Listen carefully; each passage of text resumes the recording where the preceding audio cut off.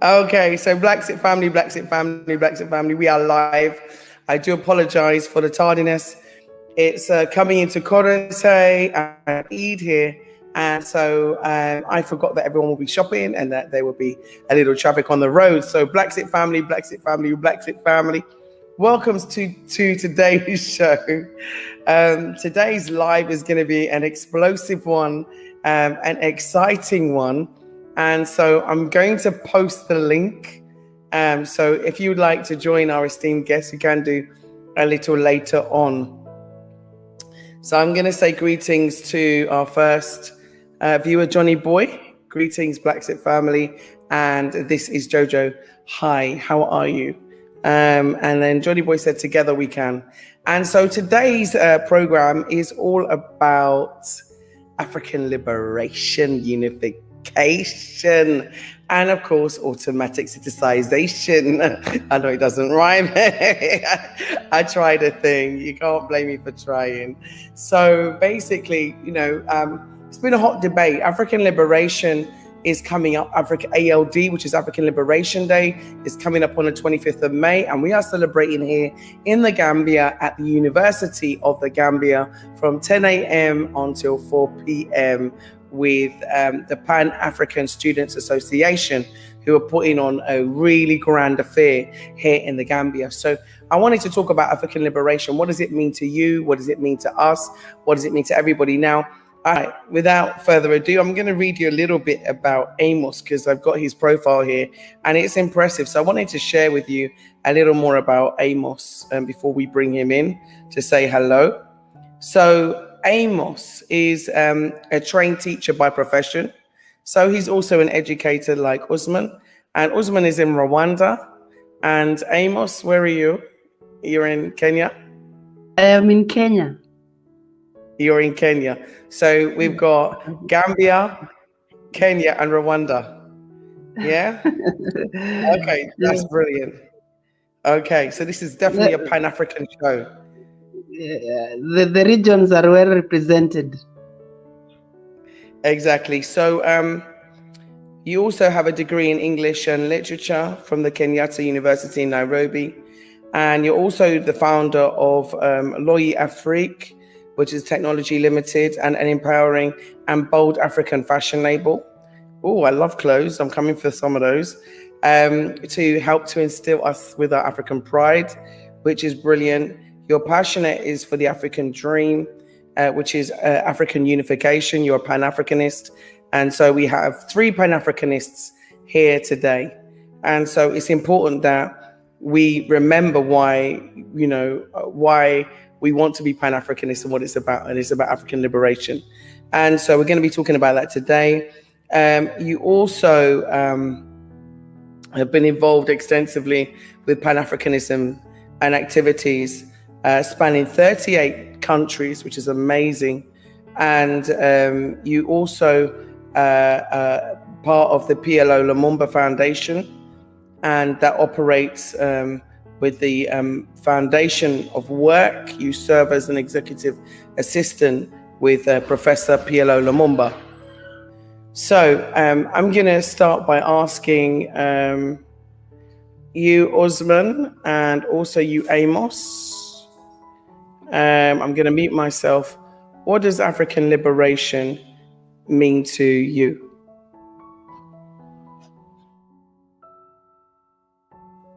Okay, thank you.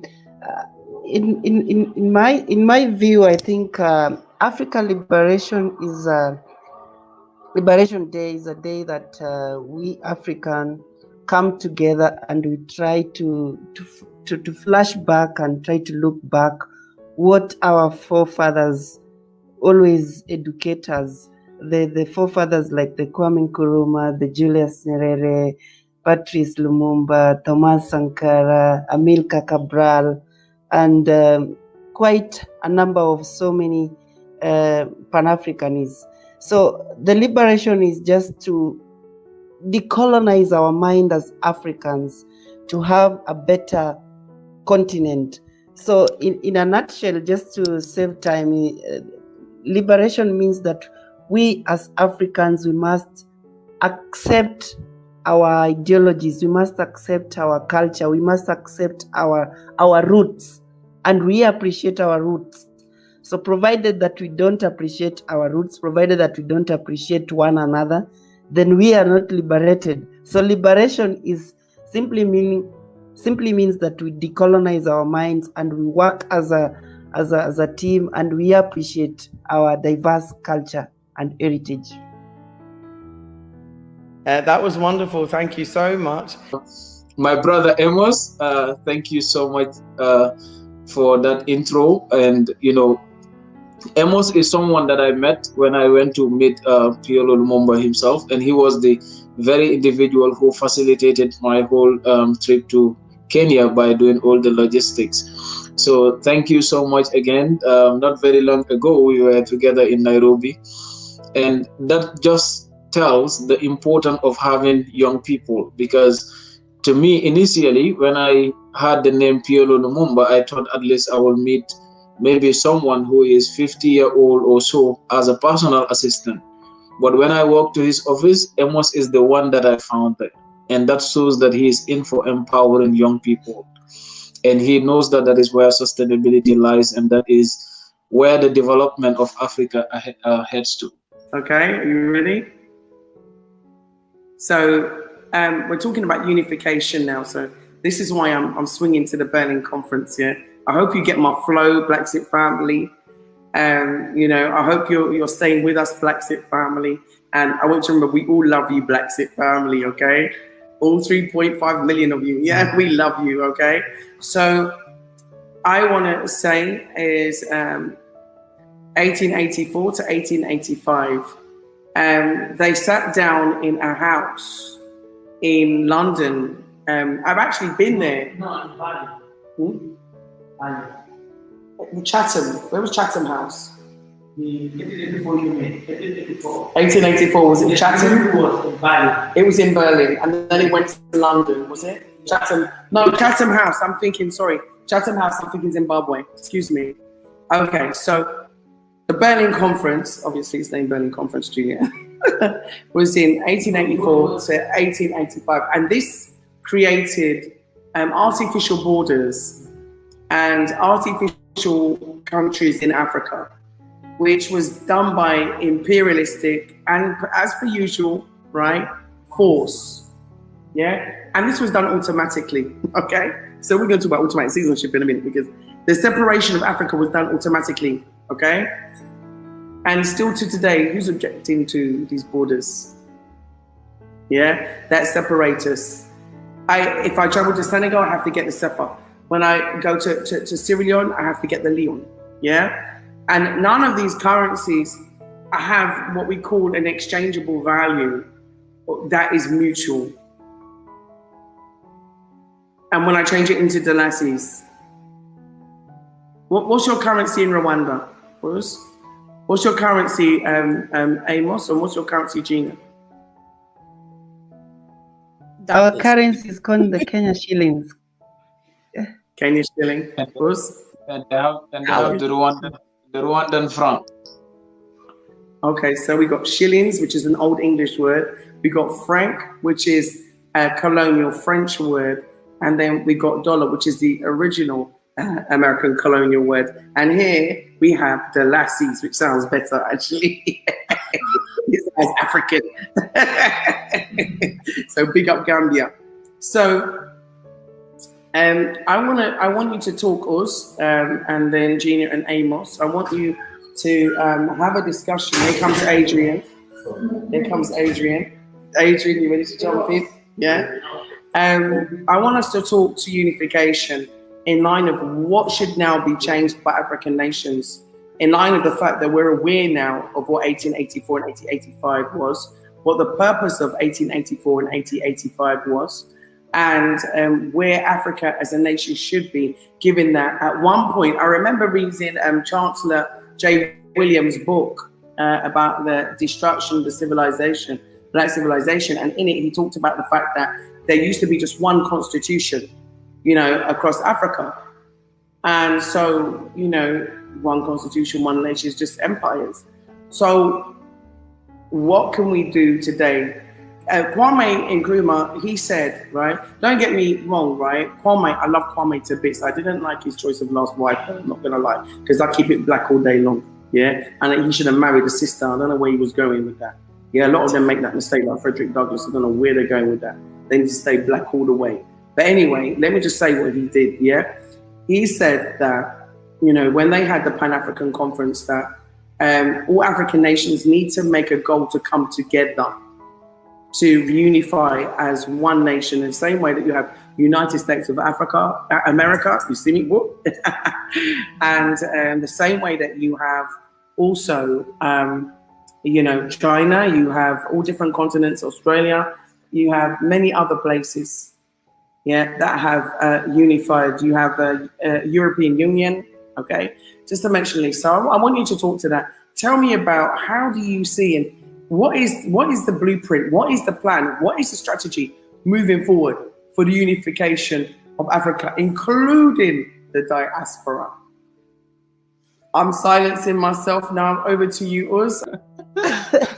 It's okay. I just want to take this opportunity to thank the host, and also to thank Gina and Honorable Sao and the Honorable who has just joined us now.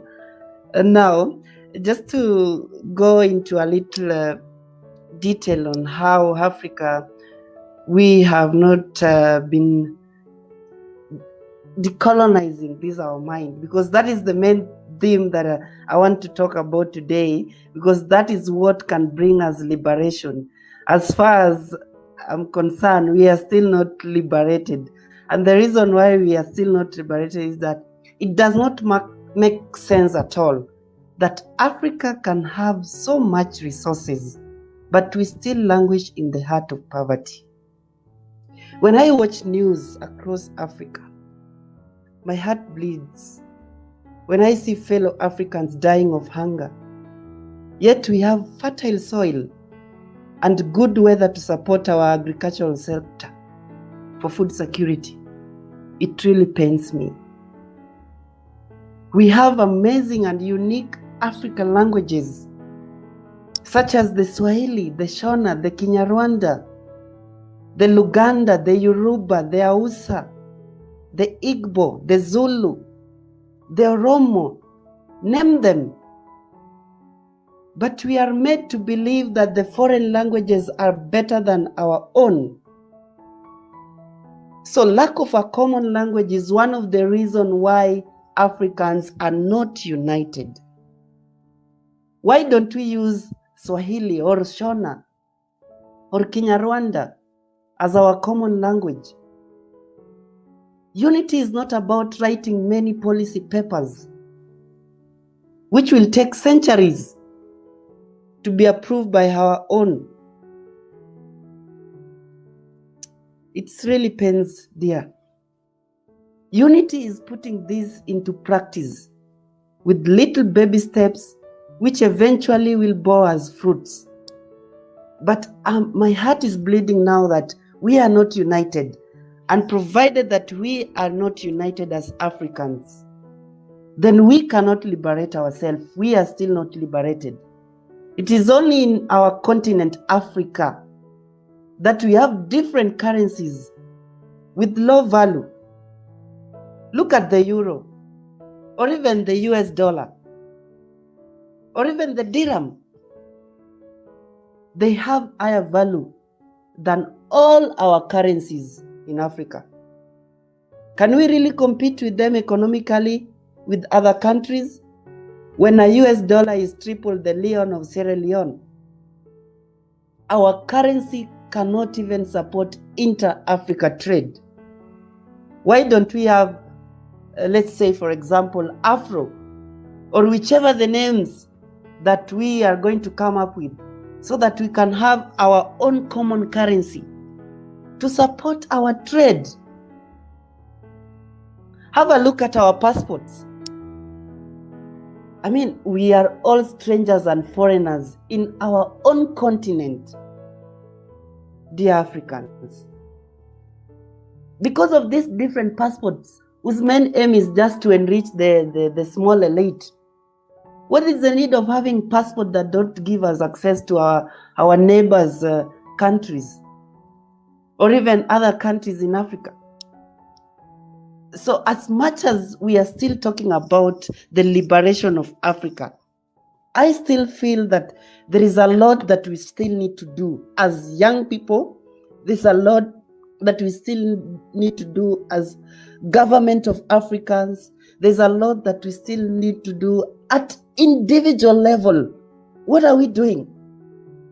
I mean, we are full of this organization, we call it ECOWAS, the East Africa Community, AU, but we are writing so many things and we are not making any step. So for how long are we going to lament Africa? We have lost so many people. We have sacrificed a lot. Steve Biko went, Solomon Mlango went, Thomas Sankara went, Kwame Nkrumah went, Modibo Keita went, Hamilcar Cabral went. So for how long are we going to keep on losing all these people? Very soon we'll be losing even young people. So not unless we liberate our mind, we decolonize our mind and we begin to live as Africans, trust me, we are still not liberated. And it has to start today. Let us not wait. Let us not be in the business of writing so many things that don't make value to us. Let us take this baby step. Even if we don't enjoy the fruits, let our great-great-grandchildren enjoy the fruits, because we have lost a lot. So it's very painful. Young people who are listening to us outside there, this is the time. I mean, we are tired of lamenting about the government. What are you doing at individual level? What are you doing? So, I mean, I can talk and talk, but let us see how we can now make this thing work. There is a book that has been written by Greg Mills called Making Africa Works, which I recommend to you listeners. We can only make the ideologies of the late co-founders of the Pan-African work if we now put all these things into action. We are tired of talking and we are not making little steps. Now that we have even the African Continental Free Trade, this is the time now we need to push it as Africans. This is the time now we need to tell them they wake up. Let us not have excuses of COVID-19, because diseases will come and go. We have HIV and AIDS. It is there. We'll still live with it. We have Ebola. It is there. We'll still live with it. So provided that we'll have all these excuses when things come, this came and this came. Now look at the Agenda 2063, a very good document, which has been made actually as it. They have put it as Agenda 2063 so that by the time they finish their power, they shall have not implemented what is on the paper. So let us think as young people and start with our little energy and start from our little villages, changing the little villages. Let us not dream of changing the entire continent. Well, we cannot even change our own house. Thank you. Listen, that was eloquently put and well said. I mean, you spoke the truth. You spoke to my heart. You spoke how I feel. And like I said, let's start in the villages. Blacksit is doing this in the villages. And, you know, I'm going to go to you, Uz, but I just want to say that we have automatic citizenship here in Gambia. Yeah, because we are already citizens. Yeah, we will talk to this afterwards, but I want to say that it has to start in the villages, because we were made citizens of Bussorah. And so it has to start in the villages. The unification has to start in the villages, you're right. And so I'm going to talk to the fact that I'm an African automatically. Automatically. I'm already a citizen because I never gave it up. My ancestors, when they were taken, did not give it up. In fact, they didn't even have citizenship. There was no such thing. No such thing. And let me speak to the fact that we are the only race on this planet, the only race who suffered the transatlantic slave trade, the only people. And if you cannot see that we are a special case, You are more colonized than you think. You are more brainwashed than you think. You are more whitewashed than you think. If you don't see that I'm an automatic African and I'm an African automatically, and I even call on those people that says, oh no, we weren't calling for automatic. We were just asking, you know, for fast track or slow track. What's that got to do with me being an African? It's not about the vehicle. It's about the identity.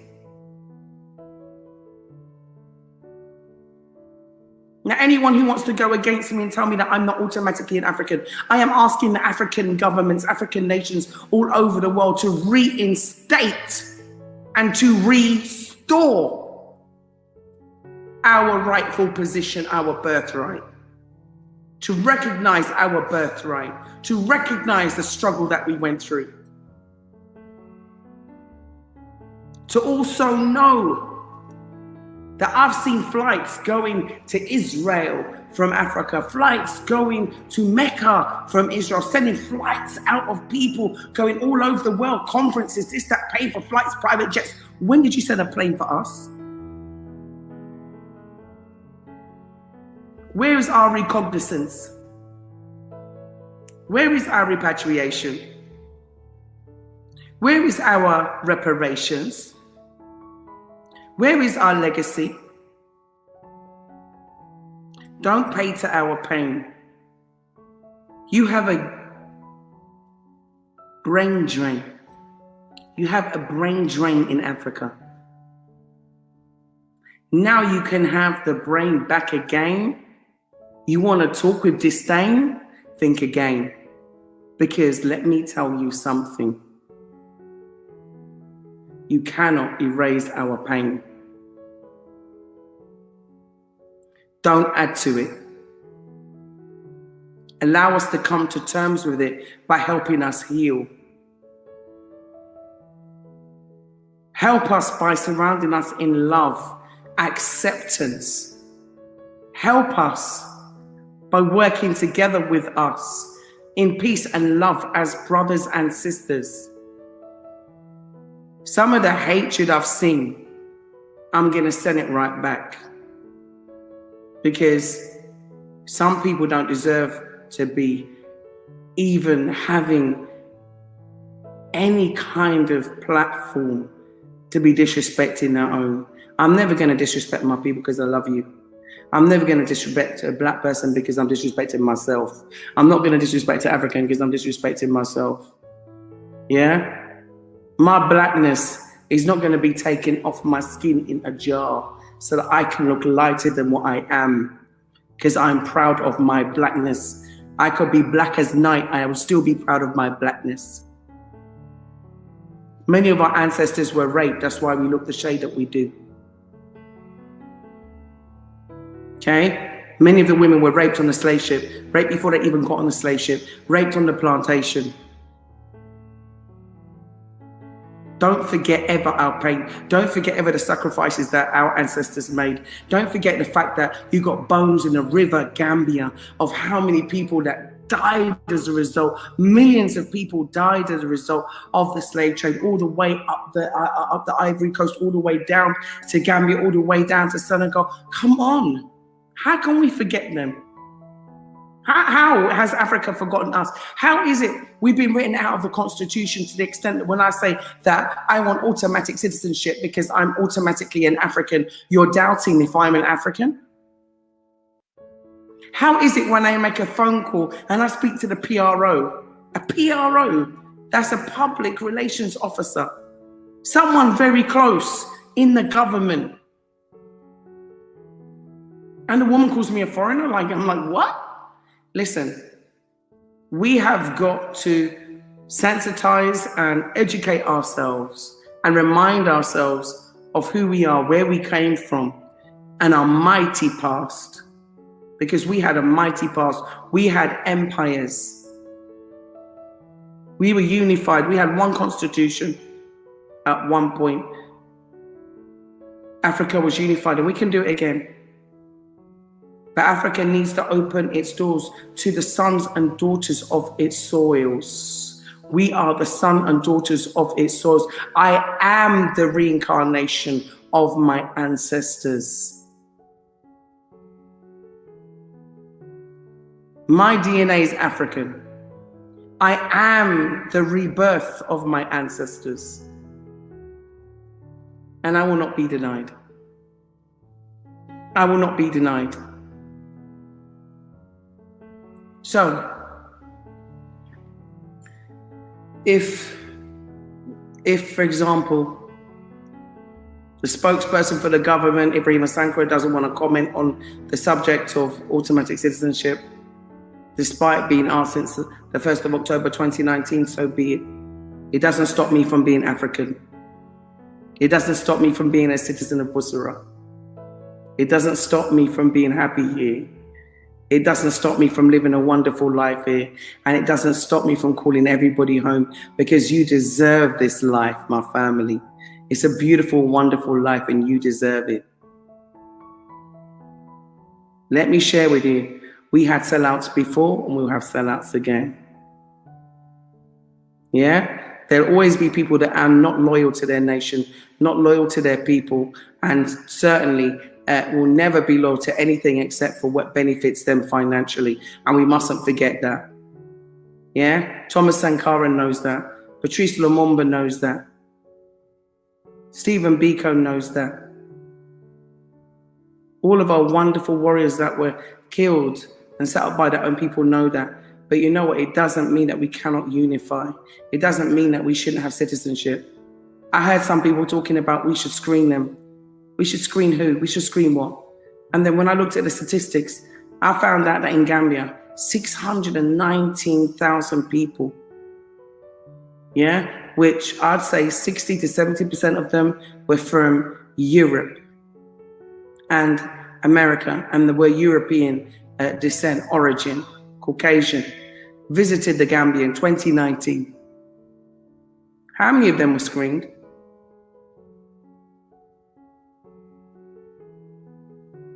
So don't come to me treating us like we got to screen them, we've got to do this, we've got to do that, because you're saying that about yourself.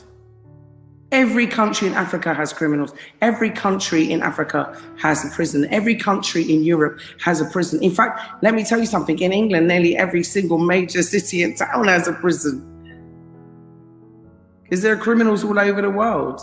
Criminal behavior is based on a lack, on poverty, on systems that keep the poor poor and the rich rich. Crime is not a skin color. Crime is not a culture, and crime is not a people. It's individual acts done by individuals or cartels. So I've got to end on this note that citizenship is our birthright. Honorable Khalifa Saleh, he's told us that it is our birthright. It's an insult to even ask for a welcome. Okay? And that's where I'll end on what Khalifa Saleh said. It's our birthright, and no one should deny us of our birthright. So I'm going to let the show flow and end over with you. We end in exactly 8 minutes. You got 4 minutes each to talk on the subject. So I'm going to go to you, Amos, and then to you, Gina, and then we'll close. And listen, please, everybody, before I hand over, please remember to support Blacksit. At the moment, we're trying to raise money for Canifing Hospital. I'm still adding it up. So far, I think we've got about 10,000 Dalasi to buy some gloves and stuff. And we are trying to also raise money for finish the road in Nemakunku before the flood disaster area, before it becomes another flood disaster area. So we've got a lot of major works to do there, and that's 97,000 Dalasi we have to raise in order to do that. So we're still doing a lot of works on the ground. Because I don't talk about it, it doesn't mean that it's not being done. Yeah, so everybody that wants to stay out in the diaspora and criticize us and what have you, yeah, I'll send you the bill for the road, and I'll send you the bill for the hospital, and I'll send you the bill for everything else, seeing that you're such dedicated and patriotic citizens, right? For us, it's all about unification. Let's all work on the same side. I said, let's create a program, which is a 2-year program, which is when we come to the airport, instead of getting a stamp that says you can only stay in the country 2 weeks or something, which is what happens to people that are coming here to live for good. That system is not a good system that works for us. It just doesn't work. In fact, it's not nice. So there needs to be something in place. If you haven't made preparation for us, well, it's time to start planning now. Things change, laws change, yeah, and they're supposed to. So anyone who wants to say, oh, let's, stick to the law, it's supposed to be 15 years and you must adhere to it. No, we don't have to adhere to it. Laws change all the time here. They're fluid. And that's the whole idea of having a democracy, is that you can change things. Things don't have to stay the same, and they shouldn't stay the same. If they are, we're not advancing. And so at one point, slavery was legal. At one point, slavery was legal. Are we not glad that changed? 1833, 1st of August, 1834, the Act to abolish slavery came into play in Parliament in the UK. That's a change of law. Why can't we have a private member's bill to change the law here too? Isn't it high time that we had change? I'm going to hand over to you two quickly. So Amos, you're up, and then Gina, you're up. Don't forget to please help to donate and support Blacks. Thank you very much, my sister Juliet. You have talked on very touching words there in regards to automatic citizenship. But I want to say, whether you are born in Caribbean or born in Jamaica or born in Cape Town or born in Kenya, Rwanda, we are all Africans. Being an African is not color. Being an African is ideas on the thoughts of Africanism. So let us not say that provided that you are not born in Africa, you are not an African. We are all Africans, and we are working towards one goal of making Africa better. Now, on my parting shot, I would wish to tell young people who are listening there that this is their time. We have lamented a lot. We have looked past for so long. It is now our time to do the little things in our small capacity that later will bear better fruit for us. Africa is not suffering, but Africans are suffering because of the greed. And young Africans are suffering because they are accepting to be misused, to be misguided by rotten systems. So it is time for us, Africa, to wake up. It is enough of all this talk. Now it is time to work together, be it the government, be it the head of states, be it parastatals, be it organizations. Let us come together and work for the betterment of Africa.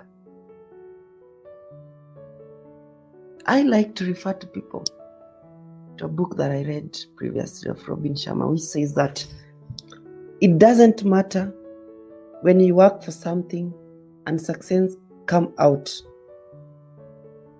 It doesn't matter. So it is our time for us to build Africa. It is our time for us to appreciate the African in diaspora, because there are people who are contributing to our economic development in Africa. So we are all citizens of Africa. Nobody should come out and say that we are not citizens. Thank you.